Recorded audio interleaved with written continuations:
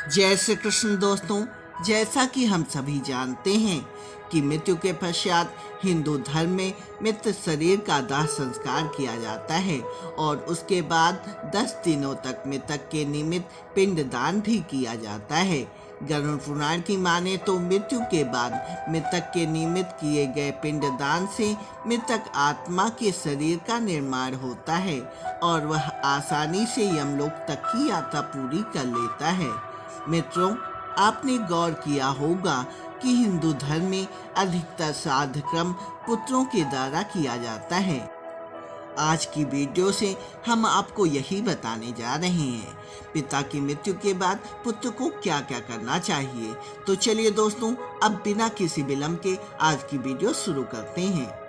मित्रों, पिता की मृत्यु के बाद क्या क्या करना चाहिए उससे जानने से पहले आपको यह जानना आवश्यक है कि दशाघात विधान क्या है, क्योंकि गरुड़ पुराण में भगवान विष्णु ने कहा है कि 10 गात विधि को धारण करने से सपुत्र पितृऋण से मुक्त हो जाता है।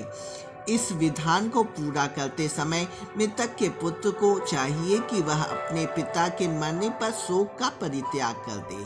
तत्पश्चात धैर्य धारण कर सात्विक भाव से पिता का पिंडदान आदि कर्म करे। इस विधान को पूरा करते समय पुत्र को इस बात का ध्यान रखना चाहिए कि उसकी आंखों से आंसू की एक भी बूंद बाहर न निकले, क्योंकि पुत्र अथवा बांधव के द्वारा दशाघात विधान के दौरान किए गए अशुपात को विवश होकर पिता रूपी प्रेत को उसका पान करना पड़ता है।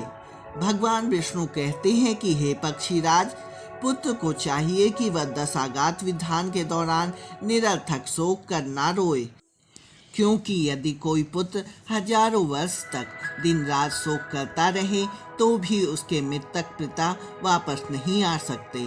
गरुड़, ये तो तुम जानते ही हो कि मृत्यु लोक पर जिसकी उत्पत्ति हुई है उसकी मृत्यु सुनिश्चित है और जिसकी मृत्यु हुई है उसका जन्म भी निश्चित है। इसलिए बुद्धिमान मनुष्य को जन्म और मृत्यु के विषय में शोक नहीं करना चाहिए। ऐसा कोई देवी अथवा मानवीय उपाय नहीं है जिसके द्वारा मृत्यु को प्राप्त हुआ व्यक्ति वापस लौट कर वापस आ सके। यदि ऐसा संभव होता तो मेरे ही मनुष्य रूपी अवतार राम और धर्मराज युधिष्ठिर जैसे दिव्य मनुष्यों को पितृ शोक से ग्रसित ना होना पड़ता। इसलिए पिता अथवा अपने की मृत्यु पर पुत्र अथवा मनुष्य को यह जान लेना चाहिए कि किसी भी व्यक्ति के साथ हमेशा रहना संभव नहीं है।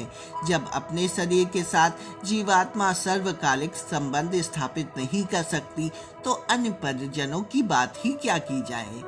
गरुड़, जिस प्रकार यात्री यात्रा करते समय छाया का आश्रय लेकर विश्राम करता है और फिर अपने पथ की ओर आगे बढ़ जाता है, उसी प्रकार प्राणी इस संसार में जन्म लेता है और अपने कर्मों को भोग कर निश्चित समय के बाद अपने गंतव्य को चला जाता है, अर्थात मृत्यु लोक को त्याग देता है। इसलिए अज्ञान से होने वाले शोक का परित्याग कर पुत्र को अपने पिता की क्रिया करनी चाहिए, जिससे उसके पिता को मोक्ष मिल सके। इसके बाद गरुड़ जी भगवान विष्णु से पूछते हैं कि हे नारायण, आपने जो भी बताया वह प्राणियों के लिए बड़ा ही कल्याणकारी है, परंतु हे भगवान, कृपया कर मुझे यह बताइए कि अगर किसी मनुष्य को पुत्र नहीं है तो उसके लिए कौन सा विधान है जो उसे पूर्ण करना चाहिए।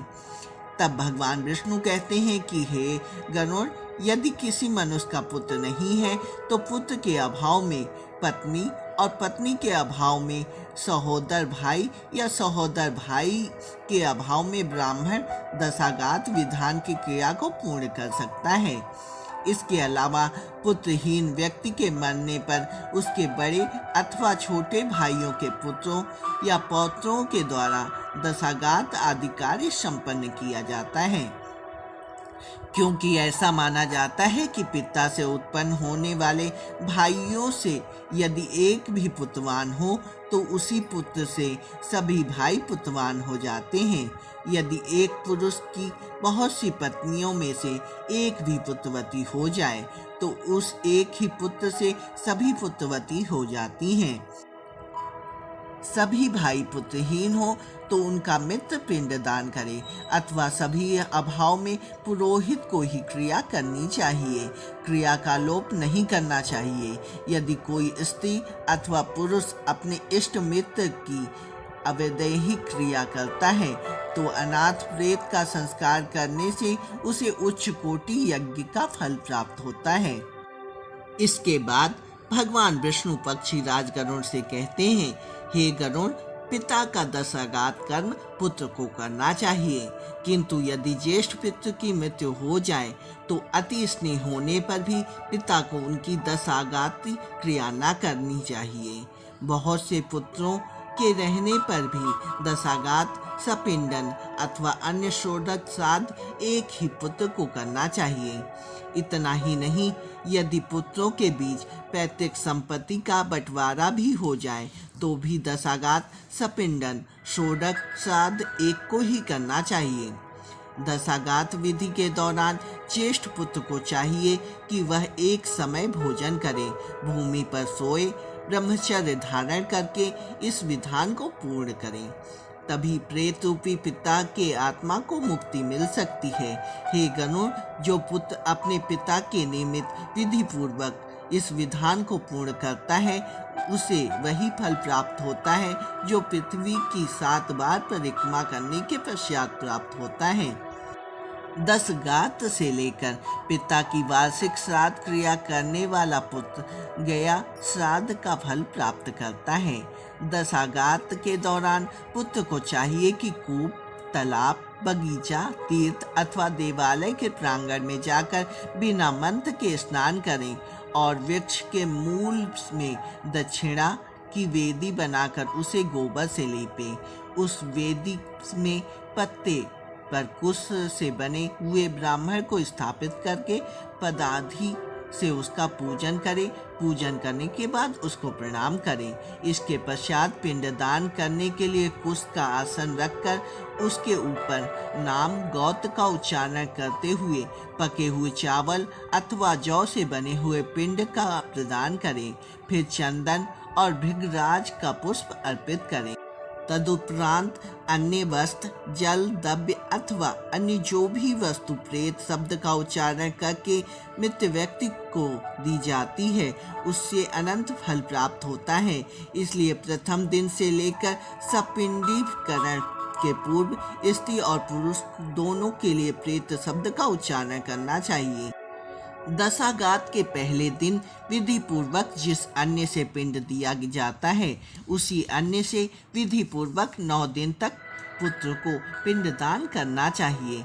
फिर 9वें दिन सभी सपिंडी जनों को मृत प्राणी के स्वर्ग की कामना करनी चाहिए और घर के बाहर स्नान करके दूब एवं लावा लेकर स्त्रियों को आगे करके मृत प्राणी के घर जाकर उसे कहें, दूर्वा के समान आपके कुल की वृद्धि हो तथा लावा के समान आपका कुल विकसित हो।